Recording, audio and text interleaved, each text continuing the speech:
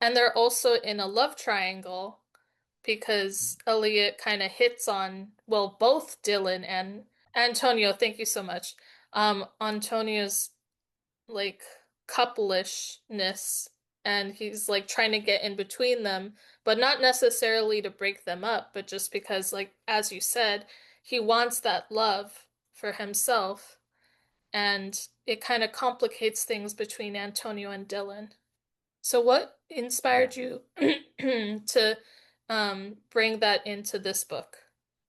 From like the writer's perspective, you always have to be considering like what is the central conflict, not only driving the plot, but also driving the decisions and the conflicts of the main character. So, in a story and in a series where there's a dozen new characters, right? Or more, there's a cross Mediterranean journey and like concert um going on, and that's the plot, right? Um the immortals have to stop the predators. There's a lot of opportunity for the writer to lose that central conflict of what's at stake for the individual main character.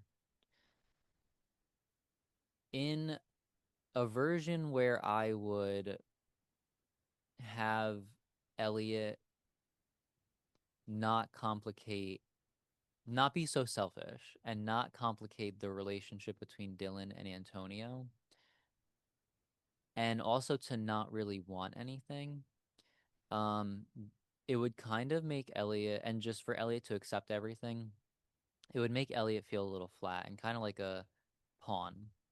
Yeah. It would also make Dylan kind of feel like a pawn, even if he was tasked with maybe training Elliot or being like a leader for Elliot in this new stage of what he has to be as an immortal philosopher. Like, okay, now you're a teacher too.